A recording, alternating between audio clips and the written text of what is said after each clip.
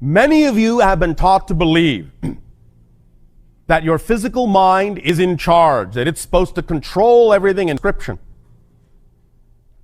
Your physical mind is not designed to understand how things happen. It is only designed to perceive how things happen. The higher self, that level just above physical reality that is also part of your personal being, is the level of your being that has the ability to understand how things happen. You don't have to worry, you don't have to focus on how something will come about. There is no way for you to know. It's not within the capacity of your physical mind to know that. It's only within the capacity of your physical mind to see how it did occur, but not how it will occur. The knowledge of how it will occur comes from your higher self, not from your physical mind. The higher self conceives. The physical brain receives.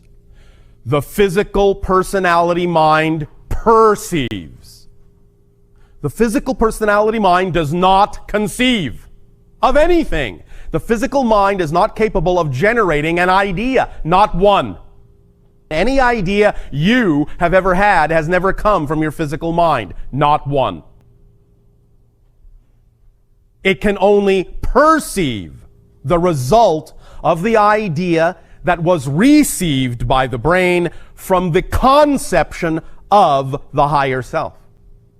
Beginning to understand this relationship will allow you to begin to have a better relationship and an open line of communication with the higher self, and will allow you as physical minds to allow the you that is the higher self to do its job, while the physical mind goes about doing the job it was designed to do, which is to simply focus you in physical reality so that you can perceive and experience the result of what you conceived from the higher self to be representative of your natural truth and joy.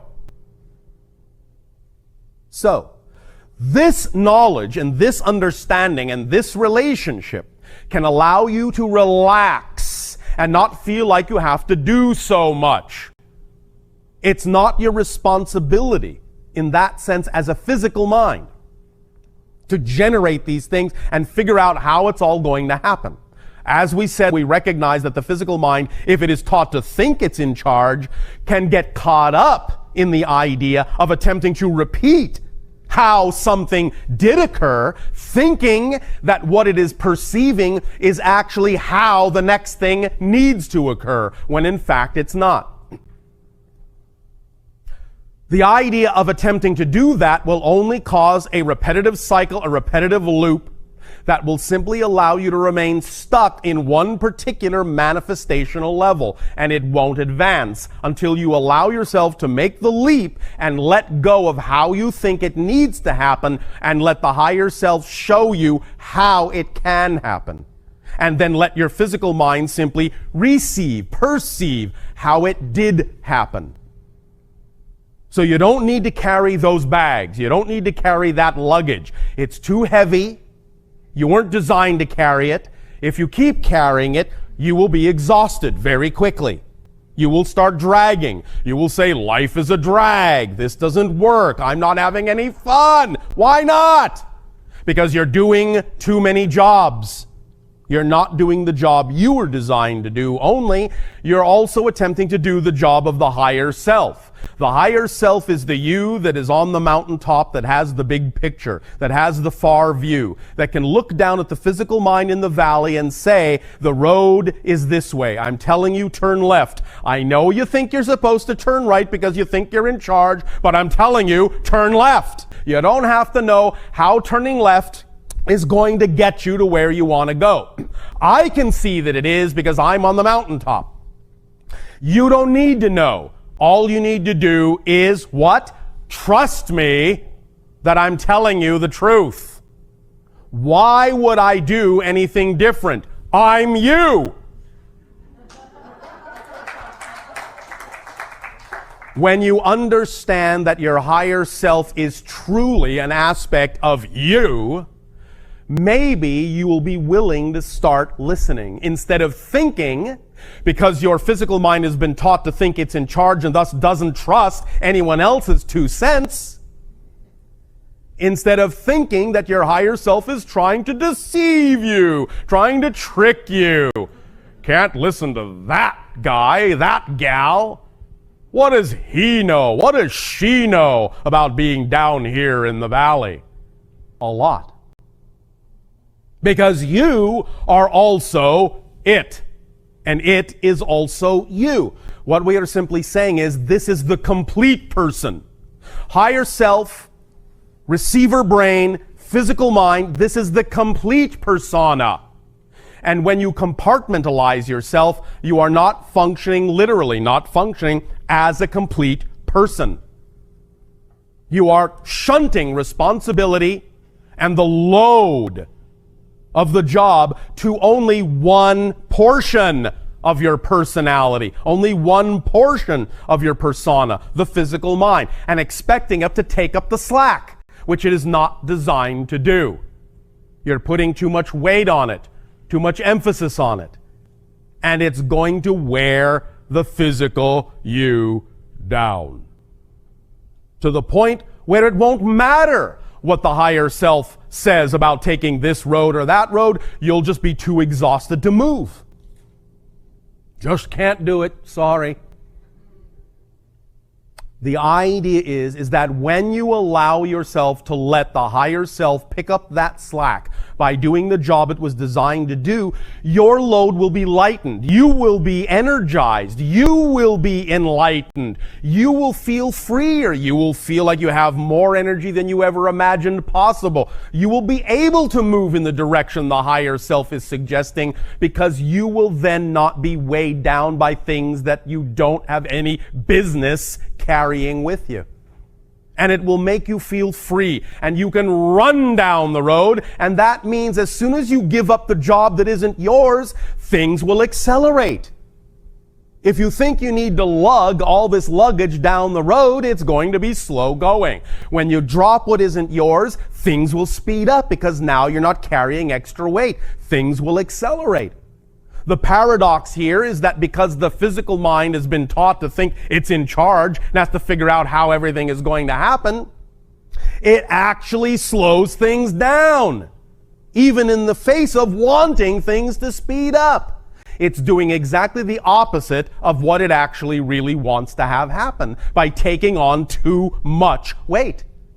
So by letting that go and allowing yourself to function as the whole being, and trusting the how to the higher self and not thinking about it, not worrying about it in the physical mind as to how you're going to get where you know you want to be, then you will allow there to be balance on all levels of your being. Things will flow in that positive direction representative of your natural self, because you will be behaving as your true, interconnected, holistic, natural self. This, when people talk about the idea of letting go, when they talk about the idea of surrender, this is what they're talking about. Simply surrender to being who you actually are instead of who you've been taught to think you're supposed to be. This is what you are now realizing in this new age of transformation on your planet. That you're not alone. That the compartmentalized you that you heretofore thought was the totality of your being is in fact nothing but a small piece. And that you actually have other portions of yourself that you could be using, that you could be allowing to carry some of the load with you, but which you have refused to believe can happen because of the way your personality mind, your physical mind has been taught to think about what it's supposed to do, about what its responsibilities actually are. And thus then, once the physical mind has taken on this much weight, has taken on this much more job than it was designed to do, and it feels tired, and it feels stressed, and it feels weighed down, what's the next step after that? Victimization, resentment. it starts dissolving and devolving and breaking down because it cannot carry the load. And once it starts breaking down, thinking this is supposed to be working and it's not, it now feels betrayal from the universe. The universe isn't supporting me. It's not working for me. No, you're not working for you. You're not working for you because you're working too hard for you. Lighten up on yourself. The universe does not expect you to have to struggle. It does not expect you to have to, in any way, shape, or form, suffer. Challenges, yes, but those are exciting. Activity, yes, but that's exciting. Struggle, suffer, no. There is no expectation on behalf of the universe that you should have to struggle and suffer to be yourself. All the struggling, all the suffering, all the doubt, all the fear comes from the misunderstanding of who you are and thus resisting your natural self because you're afraid to give up that control from the physical mind to the greater self for which it was designed.